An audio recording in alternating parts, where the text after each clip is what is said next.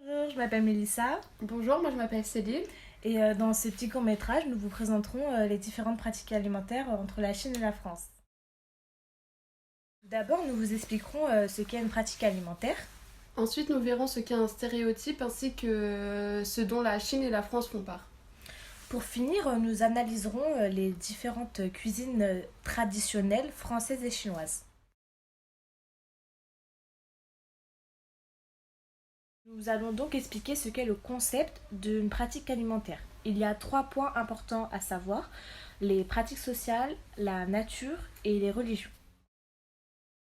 Du coup, les habitudes alimentaires sont une coutume liée à l'alimentation humaine qui peut avoir des origines culturelles, religieuses, idéologiques ou de santé. En philosophie, le mot culture désigne tout ce qui est différent de la nature, tout ce qui nous différencie des animaux. Les animaux mangent par nécessité, alors que nous, êtres humains, connaissons des pratiques sociales alimentaires, comme par exemple la mise en forme de repas, Noël, cousinade, etc., ou par un développement de sentiments envers les aliments. La plupart des religions connaissent des restrictions alimentaires principalement dues à leurs croyances ou parfois par des théories diététiques, comme la viande de porc pour les musulmans ou la viande de chien pour les occidentaux, qui sont bannis ou mal vus par ces individus. L'anthropologie alimentaire est une branche qui étudie les représentations et les habitudes alimentaires.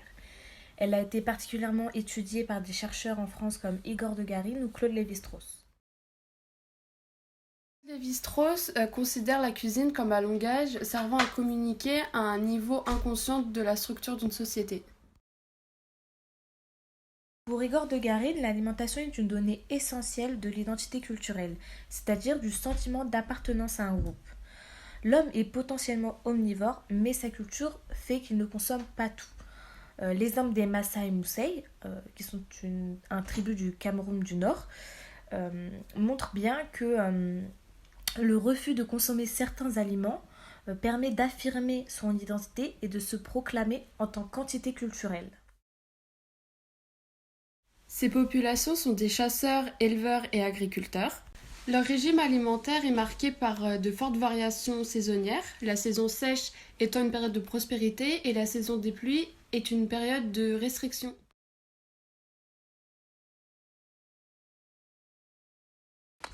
Dans notre société multiculturelle, il existe beaucoup de stéréotypes et de préjugés. Ce sont des concepts très proches de sorte qu'il est difficile de les distinguer. Lê Yen, professeur de psychologie sociale. Il existe une première définition des stéréotypes.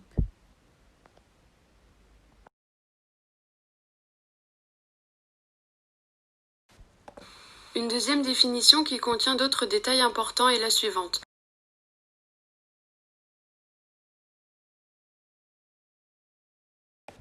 Pour comprendre le concept des stéréotypes et des préjugés, il faut examiner le mécanisme du cerveau humain. Le résultat est que nous devons classer et simplifier le monde. Comme les clichés donnent l'impression de déjà connaître quelques particularités d'une culture étrangère, ils peuvent aussi réduire l'anxiété de l'inconnu.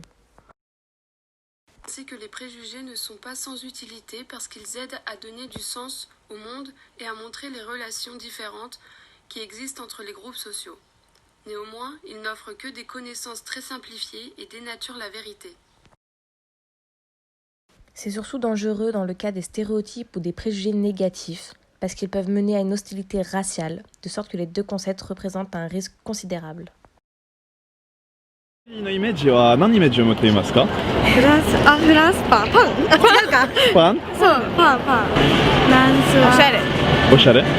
ガストロノミーあーピンポーン。すごいね。食べ物はフランスパンフランスパン？トリュフ。トリュフ。トリュフ。フォわあアグラ。詳しい。すごい詳しい。フランス料理うん。パンおーフランスパンフランスパン。パンのやつバゲットバゲット。そうそう。おしゃれおしゃれ。コース料理コース料理。高そうフランスパンパンしか出てこないパンそう。フランスパンぐらいしかないフランスパンぐらいしかないそう。なんだパンしか思いつかないパンしか覚えてない？フレンチちは量が少ない。なんかもう一口で食べれちゃうから、もうちょっと欲しいなってなる。そう。フレンチトースト。フレンチトースト。フレンチトースト。美味しい。フレンチトーストってフランスなの？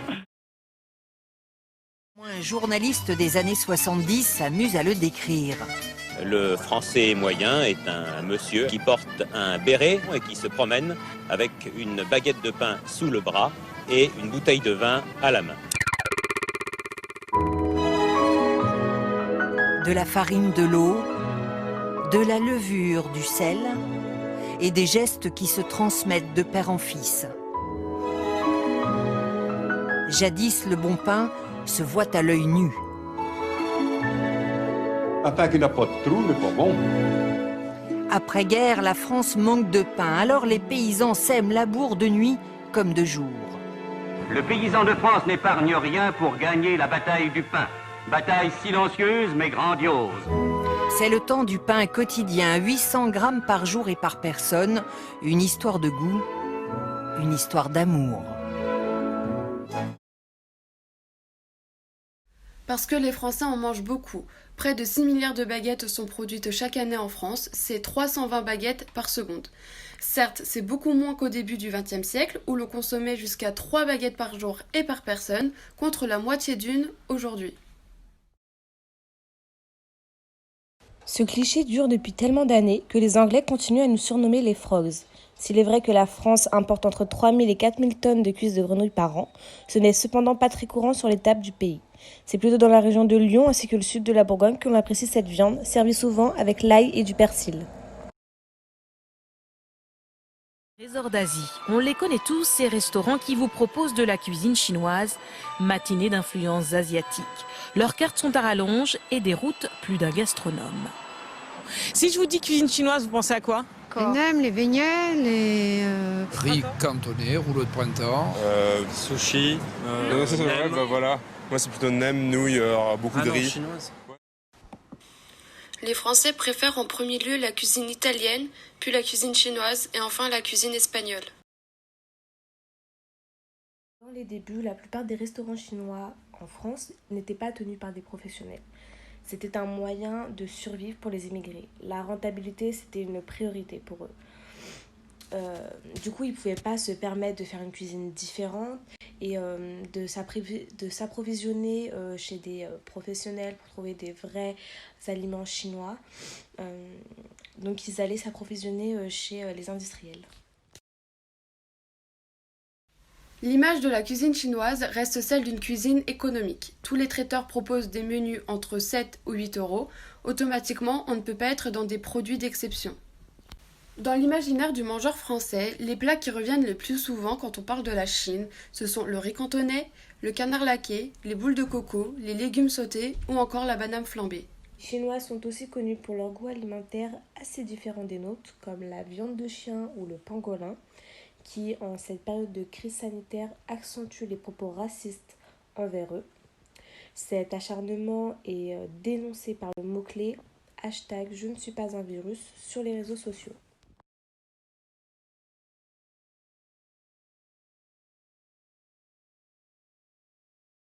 Les nems et les rouleaux de printemps non plus d'ailleurs, c'est vietnamien.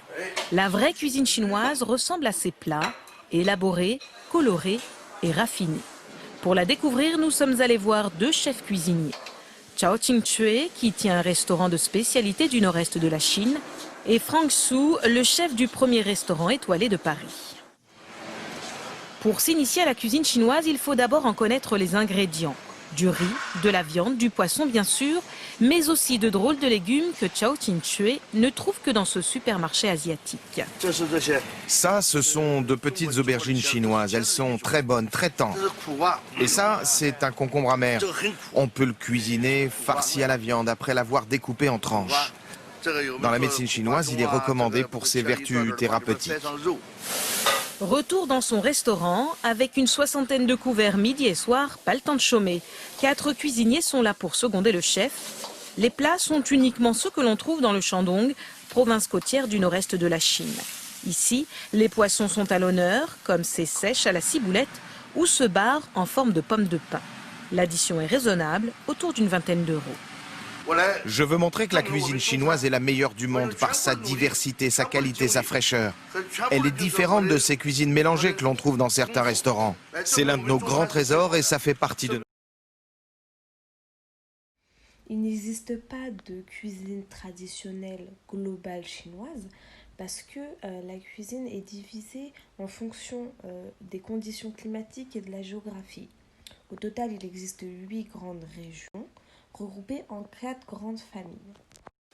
La cuisine cantonaise est la plus connue des 8 grandes cuisines régionales de la Chine. Elle est souvent considérée comme la meilleure de Chine. Elle utilise une grande diversité d'ingrédients. En effet, Canton est un grand port de commerce depuis le XVIIIe siècle. Yamcha, brush cantonais, c'est une grande variété de bouchées à la vapeur présentées sur des chariots circulant à travers les restaurants. Ils sont consommés la plupart du temps avec du thé. Tong sui, eau sucrée, terme qui désigne chez les Cantonais une soupe sucrée servie comme un dessert.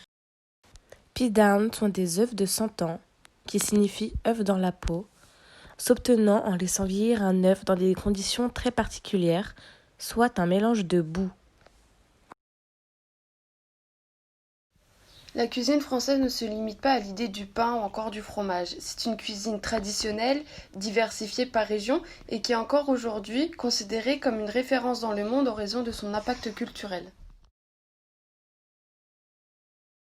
La bouillabaisse, spécialité culinaire de la cuisine de la Provence méditerranéenne. Son site historique du Vieux-Port de Marseille a permis à ce ragoût de poisson de pêcheur de s'imposer dans les traditions.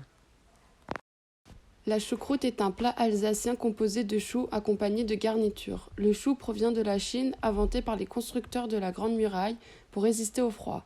Ce sont les Huns qui auraient apporté à l'Alsace cet aliment. La fondue est un plat régional de la gastronomie savoyarde, préparé à partir de produits locaux comme le comté, le beaufort ou le gruyère. La fondue n'est pas de culture savoyarde, seulement du Nord, frontalière avec la Suisse. Elle s'est seulement développée après la Seconde Guerre mondiale. En espérant que notre court-métrage vous aura plu et qui vous aura permis de percevoir la cuisine chinoise et française d'une autre manière qu'on l'aperçoit habituellement avec les étiquettes qu'on reçoit depuis toujours. Donc voilà. Et qu'il vous permettra de ne pas vous arrêter sur des préjugés alimentaires sur d'autres pays ou sur d'autres sujets.